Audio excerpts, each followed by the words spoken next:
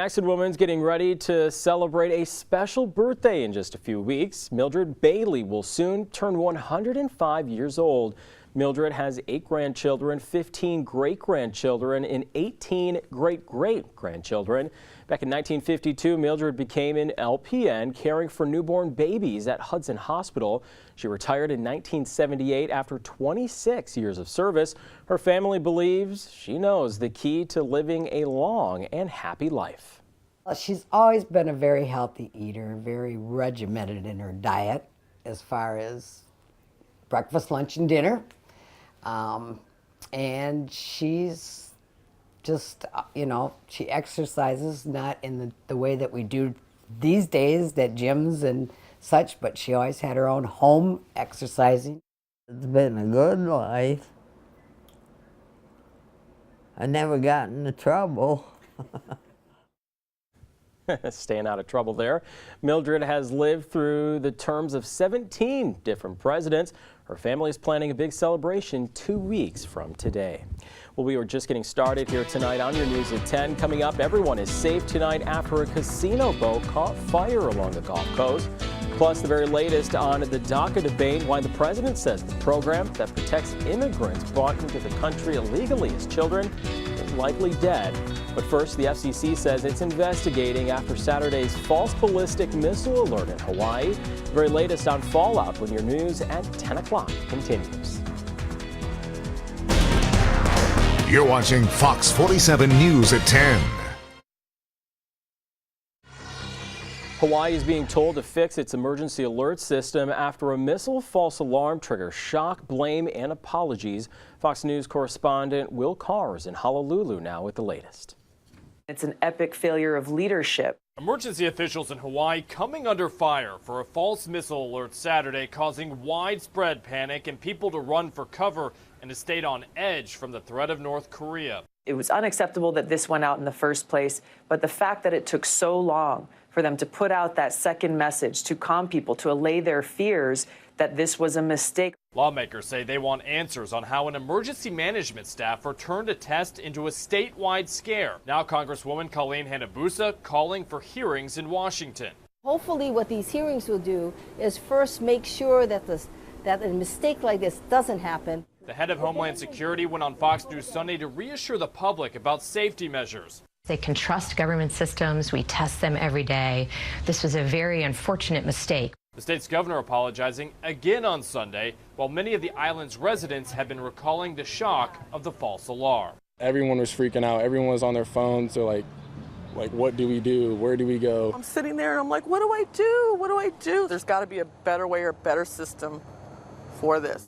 We've learned that an employee with the Emergency Management Agency hit a wrong button during a shift change, and that's what sent the text out. And the way the system is set up, it then took 38 minutes to send out a correction text, 38 long minutes for the residents here in Hawaii. In Honolulu, Will Carr, Fox News. Hawaii state lawmakers say they'll also hold their own hearing into the missile alert error. The death toll in California's devastating mudslides rose again today. Searchers this morning found another body in the Montecito area, bringing the number killed up to 20. 4 people are still missing. Last week's powerful storms set off the mudslides from the mountain slopes burned bare by wildfires back in December. A candlelight vigil in honor of the victims was held tonight in Santa Barbara County. Over 1,200 recovery crews have been helping in the cleanup by removing mud, boulders, and fallen trees from the area. Officials say they believe enough debris has been cleared from the creek canals to prevent another disaster when the next rainstorm hits. One of the original cocaine cowboys in Miami's most notorious convicts, Mario Gonzalez, was arrested Friday night. Gonzalez has been a fugitive since 2014. He was detained on Friday in southwest Miami-Dade, where he was hiding. Police found a gun on him as well as a bag with $36,000 in cash. Gonzalez was taken to a federal prison and will appear in court Tuesday. Investigators in Ohio are still trying to piece together exactly what happened during a long standoff with the suspect holding a child hostage. 31-year-old Donald Gazaway allegedly held a 10-year-old boy at gunpoint for over 30 hours. The boy was unharmed and Gazaway is now in police custody. Police say he and the boy are not related. Gosway is being held without bond and is facing kidnapping and assault charges. A man was arrested for threatening to harm players and fans at today's NFL playoff game between the Pittsburgh Steelers and Jacksonville Jaguars. An affidavit shows 30-year-old Utana Chuchungal sent a message to a CBS station in Pittsburgh saying he planned to kill players and fans before killing himself. He also sent a threat to the director of security at Heinz Field. He's now charged with making terroristic threats to the public. A Chicago man's accused of making terroristic threats on a Greyhound bus headed to Chicago from Milwaukee. 33-year-old Margarito Vargas Rosa was arrested Friday night and charged with disorderly conduct and felony terror charges. Police say he's an undocumented immigrant who has been previously deported. The passengers made it off the bus safely. No one was hurt. Flames engulfed a casino shuttle boat along Florida's Gulf Coast tonight. 50 people were on board when the fire broke out. The captain says he noticed engine trouble and saw flames coming from the engine room. He turned the boat closer to shore so passengers could get to safety. Fire officials say that decision made a big difference. I gotta say this, I have to praise the boat captain for getting that boat in so close that when they got in the water, they had a very short distance to walk. He should be praised for that. 15 people were taken to the hospital. There's no word on what caused that fire. National civil rights attorney and activist Frankie Muse Freeman has died at the age of 101. Her daughter says she died Friday evening surrounded by family. Freeman is most known for ending public housing discrimination in St. Louis. She also became the first female to be appointed to the U.S. Commission on Civil Rights. Last year, the city of St. Louis gathered to unveil a bronze statue of Freeman outside of the courthouse, where she argued the most monumental case. DACA may be on life support. Meanwhile, Congress is in another race against time to prevent a government shutdown. Fox News correspondent Molly Henneberg is in Washington now with more. Democrats say they want to preserve DACA. That's the program to prevent young illegal immigrants from being deported. But President Trump fired back today on Twitter saying that DACA is, quote, probably dead because he says Democrats, quote, don't really want it. They just want to talk about it. The Trump administration plans to end the DACA program in March unless Congress sends in legislation to make it a law. Now, a federal judge has ordered that the government continue taking DACA renewal applications from young illegal immigrants, while a court challenge against DACA makes its way through the system. The Secretary of Homeland Security says DACA needs to be replaced. The program was unconstitutional. What we should be focused on instead of these court interventions and these distractions is that we need a permanent solution. But Democrats say they want legislation to keep DACA alive. They also are pushing for the DREAM Act, which would give illegal minors a way to get citizenship in the U.S. He ought to look at the compromise that Dick Durbin, Lindsey Graham, and the rest of us have reached, because it is a combination of border security, $1.6 billion that the president asked for his wall, an additional $1.1 billion for border security.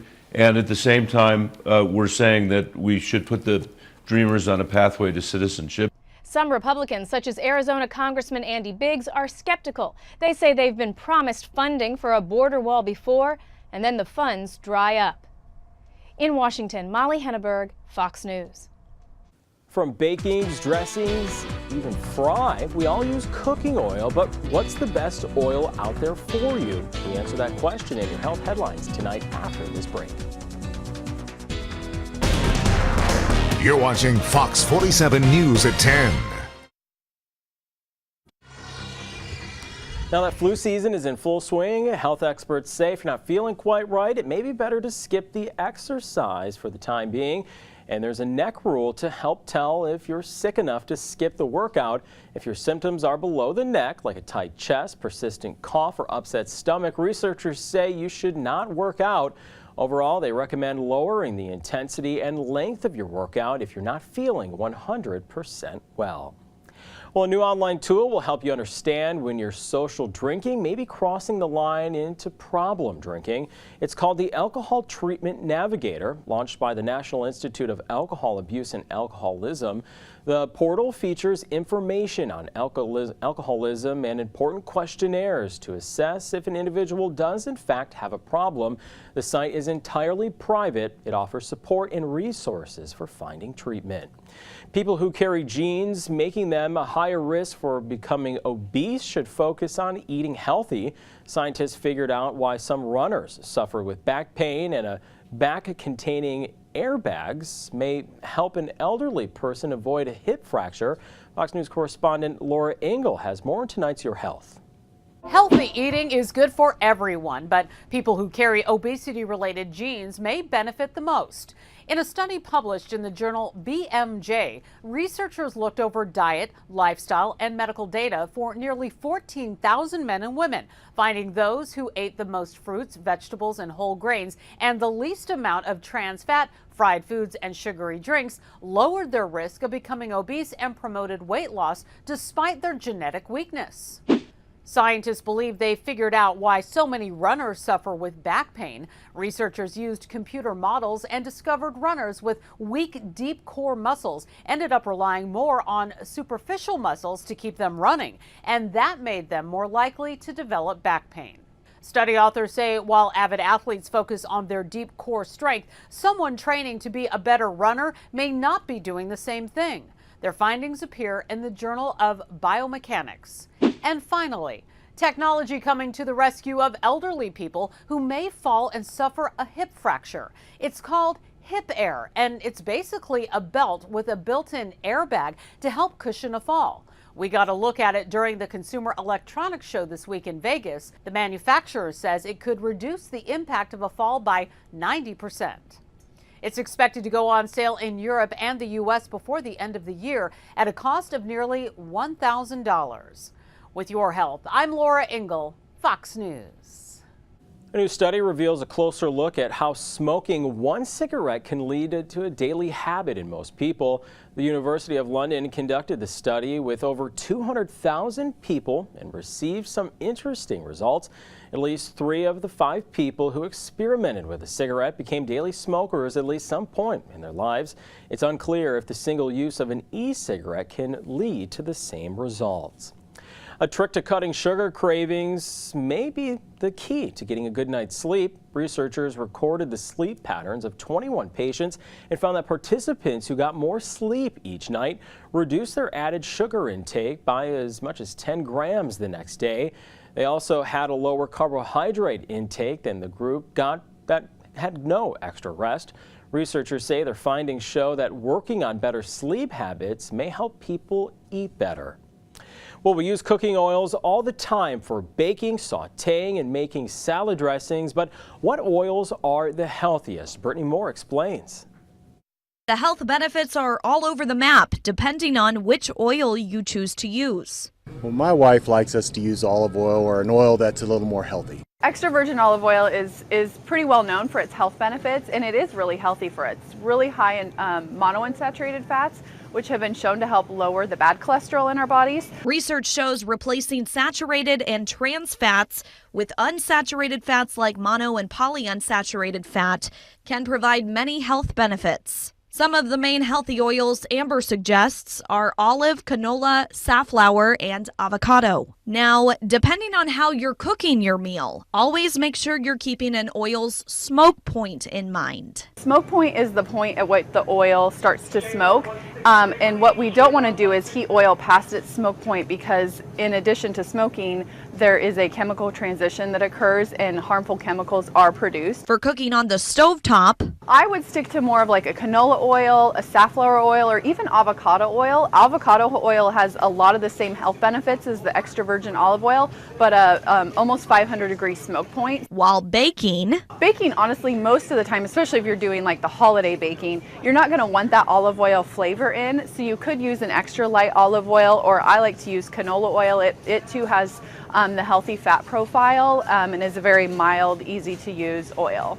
Amber cautions us on using coconut oil as our main cooking oil based on a recent study by the American Heart Association and the high amounts of saturated fat it contains.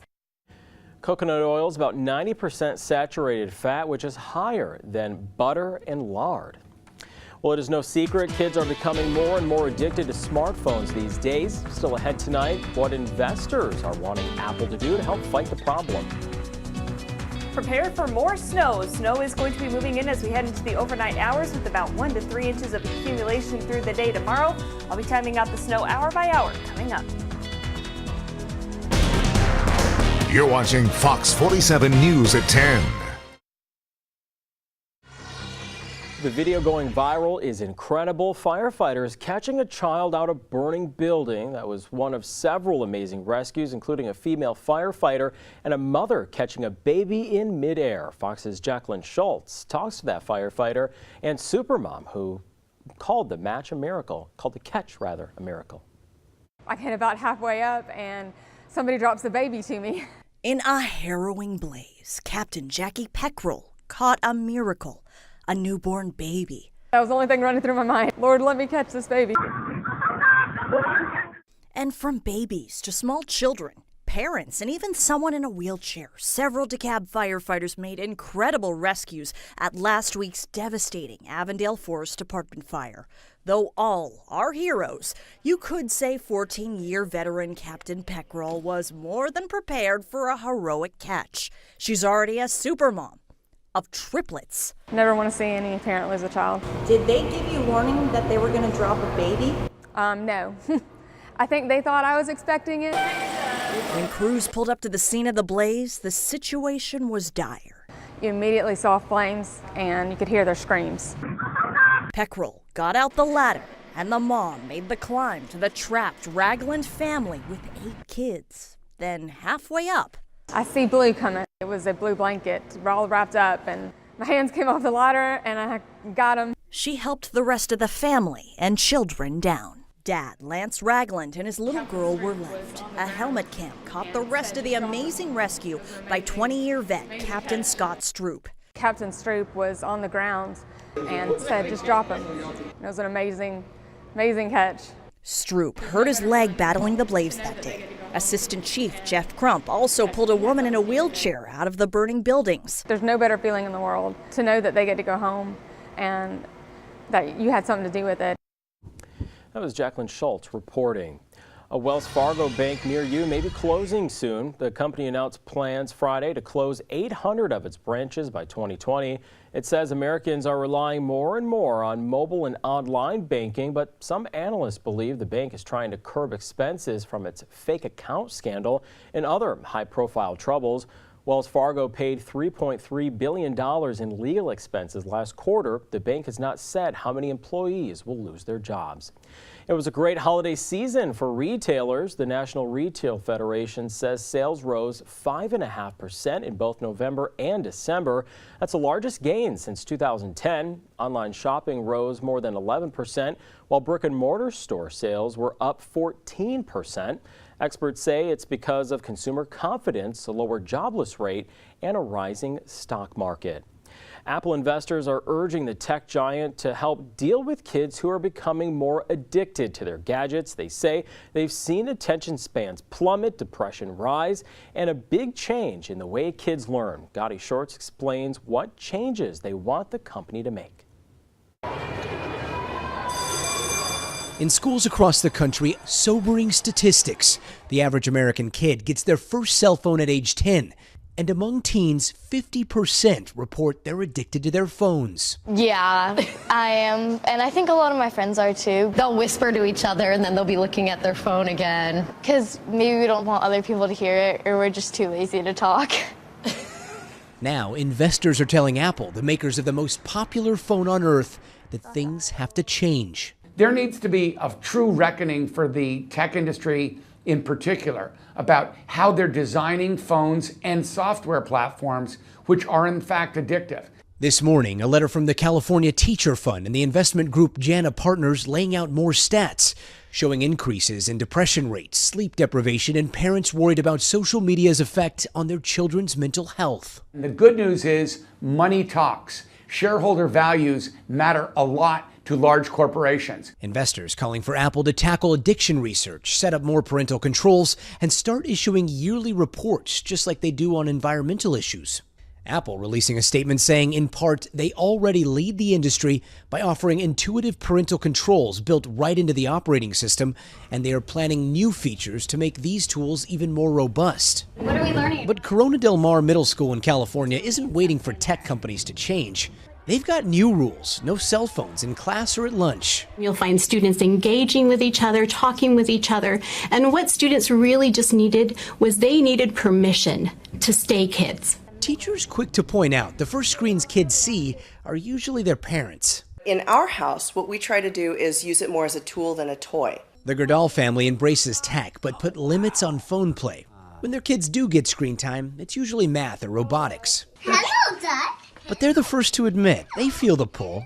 When our kids see us with the phone staring at it, maybe reading the news, all they know is we're looking at the phone. So they do everything they can to keep their kids engaged the old-fashioned way. I think there was a package on your door today. Oh, that might be the second book. I don't know what's in here.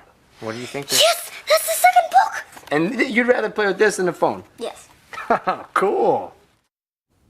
As Gotti Schwartz reporting, the family says 10 still feels a little young to give their own son his cell phone. As for how much time people spend on their phones, there are apps to tell you to keep track. Well, here we go again. Another round of snow is knocking on mid-Michigan's doorsteps. Claire has updated snowfall totals and Storm Shield forecast next. Stay with us. You're watching Fox 47 News at 10. Your Storm Shield forecast, only on Fox 47 News. We are watching snow inch its way closer here on the radar, but it looks like it's struggling a little bit, Claire. It is struggling a little bit. The snow is having trouble getting underway only because we have some dry air in place. So it'll be a few more hours, probably closer to around midnight or shortly after, before the snow finally starts to actually reach the ground, at least in our region. Let's take a look at that satellite radar. You can see it right now, moving its way across Lake Michigan, just inching along closer to the western lakeshore. And like we said, it is struggling just because we have some dry air in place, so it will be a few more hours, probably shortly after midnight, before we finally start to see the snow working its way closer to us and actually making it onto the ground. So when we take the wider view of the satellite radar, here's what we're working with. It's actually this area of low pressure right here in Wisconsin. That's that same Clipper system that a few hours ago was in Canada. It has dropped south and it will swing this occluded front into mid-Michigan as we head through the day on Monday, bringing with it that a chance for accumulating snow. Again, we're not expecting a lot, maybe about 1 to 3 inches across the region, but it will be sticking with us pretty much all the way through the day on Monday. That's one reason why we're saying watch out for those roadways, because it will be snowing for pretty much the entire day tomorrow. Let me show you that in your future track. As we head towards around midnight, this is what I'm saying. Again, that dry air is really putting a damper on some of the snow, at least getting it started. So right around midnight or so, we'll see a few isolated locations seeing some snow. The better chance heads towards around 3 o'clock. So this is 3 a.m. in the morning. That's when we'll really start to see that snow finally working its way off to the west, close to Lansing. It's sitting down towards Jackson, right along the US 127 corridor. You'll likely see some snow there. And then it actually breaks up a little bit again as we head towards Monday morning. So this is 7 a.m. heading off to work or school tomorrow. If you have either of those, you may see some isolated locations with some scattered snow, but it looks like it breaks up a little bit, at least for the morning commute. Still watch out for those roadways as they may be a little bit slippery due to that snow that we see overnight.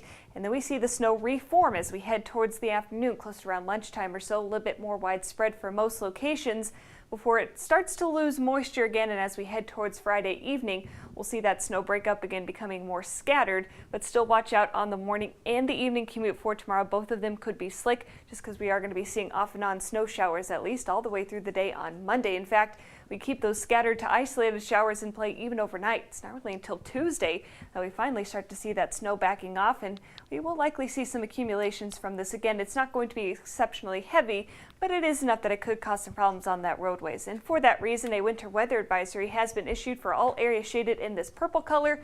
That lasts until 7 p.m. on Monday. Again, slippery roads just due to some of that light snow that we'll be seeing off and on throughout the entire day on Monday. So it's just because this is a longer duration event that we're going to be seeing that winter weather advisory in effect. Now, in regards to snowfall, anywhere between about 1 to 3 inches for most locations, although we can't rule out local amounts getting closer to 4 in a few spots.